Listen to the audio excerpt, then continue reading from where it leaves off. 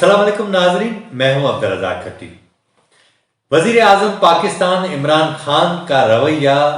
اچانک بڑا ملائم سا ہو گیا ہے، اور وہ انتخابی اصلاحات کے حوالے سے انہوں نے اپنا ایک پورا ایکشن پلان دیا ہے۔ ان کا کہنا ہے کہ پاکستان میں وہ الیکٹرانک ووٹنگ کی طرف جا رہے ہیں، جبکہ چیئرمین سینٹ کے انتخابات کے لیے شو آف ہینڈ کا طریقہ استعمال کیا جائے گا۔ اس سلسلے میں قانون سازی کرانے کے لیے انہوں نے تمام تجاویز تیار کر لی ہیں، اور ہم چاہتے ہیں کہ اپوزیشن اس میں ہمارا ساتھ دے۔ الیکٹرانک ووٹنگ کے حوالے سے ان کا کہنا تھا کہ اس سلسلے میں ہمارے پاس اکثریت موجود ہے، ہم وہ قانون سازی کروا لیں گے، جبکہ سینٹ چیئرمین کے انتخاب کے حوالے سے آئین میں ترمیم درکار ہوگی، اور اس سلسلے میں اپوزیشن کے تعاون کے بغیر یہ ممکن نہیں ہو سکتا۔ وزیر اعظم جب سے منتخب ہوئے پہلے دن سے وہ اپوزیشن کو لتاڑتے آ رہے ہیں، انہیں چور اور ڈاکو کہتے آ رہے ہیں، اور یہی سبب تھا کہ اپوزیشن لیڈر میاں شہباز شریف کو چیئرمین پبلک اکاؤنٹس کمیٹی کا تقرر کرنے کے لیے حکومت نے اسپیکر کو روکے رکھا، اور یہ سلسلہ اتنا آگے بڑھ گیا کہ پاکستان پیپلز پارٹی نے واضح طور پر اس بات کا اعلان کیا کہ ایک معاہدے کے تحت، یعنی یہ میثاق جمہوریت کے اندر یہ طے ہوا تھا کہ پبلک اکاؤنٹس کمیٹی کا عہدہ لیڈر آف اپوزیشن کو دیا جائے گا۔ پیپلز پارٹی نے اپنے دور میں یہ عہدہ چودھری نثار علی خان کو دیا تھا، اور جب انہوں نے یہ عہدہ چھوڑ دیا تو اس کے بعد یہ عہدہ ندیم افضل چند کے پاس تھا، جو پیپلز پارٹی کا عمدہ حصہ تھے۔ اس کے بعد جب مسلم لیگ نون کا دور آیا تو یہ عہدہ اپوزیشن لیڈر سید خورشید شاہ صاحب کے پاس تھا، لیکن موجودہ حکومت نے اس عہدے کو آنے کے ساتھ ہی انہوں نے کہا کہ ہم میثاق جمہوریت کے سگنیٹری نہیں ہیں، اس لیے ہم اس بات کے پابند نہیں ہیں۔ لیکن پیپلز پارٹی نے اس بات پر اسٹینڈ لیا، اور انہوں نے کہا کہ ہم کسی بھی اسٹینڈنگ کمیٹی میں نہ شرکت کریں گے، نہ اس کا حصہ بنیں گے، اور اس کے نتیجے میں حکومت مجبور ہو گئی، اور اسے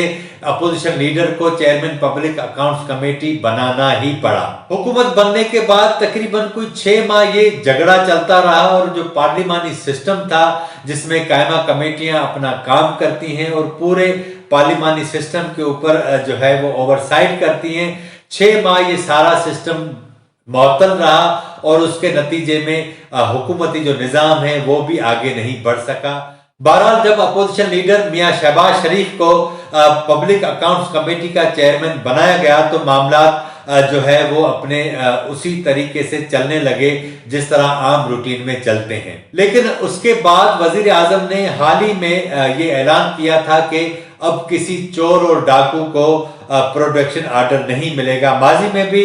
یہ سارے معاملات چلتے رہے، آصف علی زرداری جیل میں تھے، اپوزیشن لیڈر جیل میں تھے، اور اس کے ساتھ ساتھ خورشید شاہ صاحب بھی جیل میں رہے، احسن اقبال جیل میں تھے، شاہد خاقان عباسی جیل میں رہے، خواجہ سعد رفیق جیل میں رہے، اور رانا ثناء اللہ بھی جیل میں رہے۔ ان سب کے کبھی پروڈکشن آرڈر جاری ہوتے، کبھی نہیں ہوتے، لیکن اب وزیر اعظم کے اعلان کے بعد کسی کے بھی پروڈکشن آرڈر جاری نہیں ہوتے۔ اس ساری صورتحال کے اندر اپوزیشن کے بغیر حکومت کچھ بھی نہیں کر سکتی۔ پتہ نہیں ان کے ذہن میں ایسا کون سا زوم ہے کہ وہ سمجھتے ہیں کہ ہم نظام پارلیمان کو چلا لیں گے، لیکن اپوزیشن کے بغیر پارلیمان کا نظام کبھی بھی نہیں چل سکتا۔ اب تو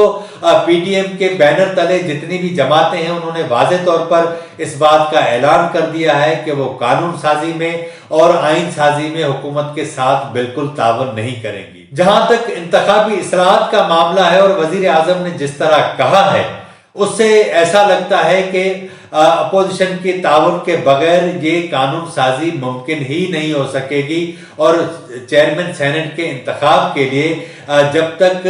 اپوزیشن ان کی حمایت نہیں کرے گی آئین میں ترمیم ممکن نہیں ہو سکے گی۔ میرا ذاتی خیال یہ ہے کہ وزیر اعظم نے جو چیئرمین سینٹ کے انتخاب کے حوالے سے تجویز دی ہے، اپوزیشن کو یہ سنہری موقع ہے، اس سے بھرپور فائدہ اٹھانا چاہیے، اور اس سلسلے میں آئینی ترمیم میں اس کا ساتھ دینا چاہیے۔ چیئرمین سینٹ کی ووٹنگ کا جو سلسلہ مروج ہے، اس کے تحت خفیہ بیلٹنگ کی وجہ سے اپوزیشن کو انتہائی سختی کا سامنا کرنا پڑا تھا۔ اگر وزیر اعظم کی یہ تجویز مان لی جائے تو نہ صرف جمہوریت کو فائدہ ہوگا، بلکہ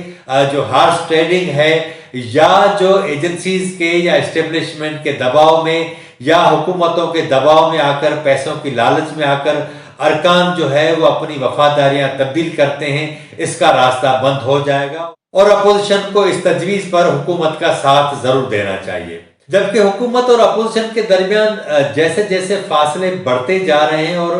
ایسا لگ رہا ہے کہ ملک کا جو پورا سیاسی نظام ہے وہ بند گلی کی طرف جا رہا ہے۔ پی ڈی ایم اجلاس کے بعد مریم نواز نے واضح کہا کہ ہمارا موقف وہی ہے جو پہلے تھا۔ اسٹیبلشمنٹ کے کرداروں کے حوالے سے بھی انہوں نے کھل کر بات کی۔ انہوں نے کہا کہ جو مانسہرہ کا جلسہ ہے اس میں بھی ہم وہی بات کریں گے، اور اس کے ساتھ ساتھ انہوں نے یہ بھی کہا کہ ہم جس موقف پر کھڑے تھے اسی پر ہی کھڑے ہیں اور اسی پر کھڑے رہیں گے۔ پی ڈی ایم کے سربراہی اجلاس میں حکومت کی جانب سے جلسے جلوسوں پر جو پابندی کا اعلان کیا گیا تھا اس کو یکسر مسترد کر دیا گیا ہے، اور کہا گیا ہے کہ حکومت کی بات نہیں مانی جائے گی، اور ان کے جو جلسے شیڈول ہیں وہ اسی شیڈول کے تحت ہوں گے۔ ابھی اس وقت جو شیڈول آیا ہے اس کے حساب سے 4 جلسے ہونے ہیں۔ وہ جلسے ملتان میں ہونا ہے، پشاور میں ہونا ہے، اس کے بعد 13 دسمبر کو لاہور میں ہوگا، اور کہا جا رہا ہے کہ 27 دسمبر کو یعنی محترمہ بے نظیر بھٹو کی برسی کے موقع پر 27 دسمبر کو لاڑکانہ میں بھی جلسہ ہوگا۔ 27 دسمبر کے جلسے کو ابھی حتمی شکل نہیں دی گئی، لیکن یہ اعلان ضرور کر دیا گیا ہے کہ میثاق پاکستان کے جو دستاویزات ہیں 13 دسمبر کو لاہور کے جلسے میں پی ڈی ایم کی تمام جماعتیں اس میثاق پر دستخط کریں گی۔ لیکن اس سے پہلے میثاق جمہوریت پر مسلم لیگ نون اور پاکستان پیپلز پارٹی کے رہنما یعنی محترمہ بے نظیر بھٹو اور میاں نواز شریف دستخط کر چکے تھے۔ یہ پہلی بار ہوگا کہ پاکستان میں 11 سیاسی جماعتیں اسٹیبلشمنٹ کی سیاست میں مداخلت کے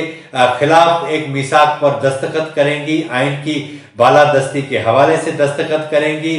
جبکہ میثاق جمہوریت کے حوالے سے دونوں جماعتیں یعنی پاکستان مسلم لیگ نون اور پاکستان پیپلز پارٹی کے درمیان پہلے ہی اس بات پر اتفاق ہے، اور ان کے کچھ نکات وہ کوشش کریں گے کہ اس میں شامل کریں گے۔ حکومت اور اپوزیشن کے درمیان جو ڈیڈ لاک پیدا ہو چکا ہے، وزیر اعظم کی پیشکش کا مجھے لگتا ہے کہ اس پر کوئی اثر نہیں ہوگا، اور یہ جو صورتحال ہے وہ آنے والے دنوں میں مزید ہمیں بند گلی کی طرف جاتی ہوئی نظر آتی ہے۔ پی ڈی ایم کی ساری جماعتیں اسٹیبلشمنٹ کے اوپر بھی اعتبار کرنے کے لیے تیار نہیں، اور یہی سبب ہے کہ انہوں نے یہ شرط رکھی ہے کہ جب تک اس حکومت کو نکال باہر نہیں کیا جاتا تب تک اسٹیبلشمنٹ سے مذاکرات نہیں ہو سکتے۔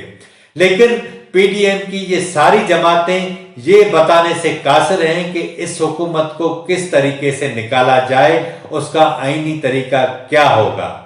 اگر اس حکومت کو کسی غیر آئینی طریقے سے